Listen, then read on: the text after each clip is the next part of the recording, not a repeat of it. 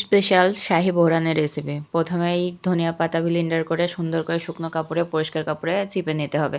এরপরে আগে থেকে ভিজায় রাখা সাদা সরিষা সেটা ব্লেন্ডার করে সুন্দর করে সেঁকে নিয়ে নিতে হবে।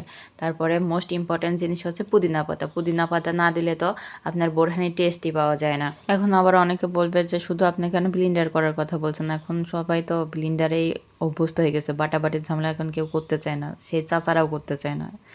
তারপরে দিয়ে দেবো আমরা হচ্ছে বিট লবণ। বিট লবণটা আগে থেকে ভিজায় রাখা হয়েছিল, নরম হলে ওর মধ্যে বালি টালি থাকলে সেটা মুখে বাঁধতে পারে। তারপর দিয়ে দেবো ধনিয়া আর হচ্ছে জিরা গুঁড়া, সেটা টেস্ট আরও দ্বিগুণ করবে। সাথে টমেটো সস স্বাদের জন্য। আর যত বেশি নাড়াচাড়া করবেন, যত বেশি মিশাইতে পারবেন তত বেশি টেস্ট বাড়তে থাকবে। আর সে শাহী স্পেশাল বোরহান মোস্ট ইম্পর্টেন্ট জিনিস হচ্ছে টক দই। টক দই যত ভালো হবে খাইতে তত স্পেশাল লাগবে, তত মধু লাগবে। চাচার কথায় মধু, এটা একটা মধু জিনিস। তো মধু খাইতে চাইলে ঘরে বানাইতে হবে। সাথে দুধ দিয়ে দেব, মানে স্পেশাল গন্ধর জন্য। সে বলেছে দুধটা হচ্ছে অপশনাল, এটা নাও দিতে পারো, তবে দিলে টেস্ট অনেক ভালো হবে। তো ঘরে থাকলে দেবেন, না হলে দরকার নেই। তারপরে টক মিষ্টি ঝালের জন্য চিনি তো দেওয়াই লাগবে, যাতে আরও বেশি টেস্ট লাগে। আর সাথে যত বেশি ঘুরতে পারবেন তত মজা লাগবে।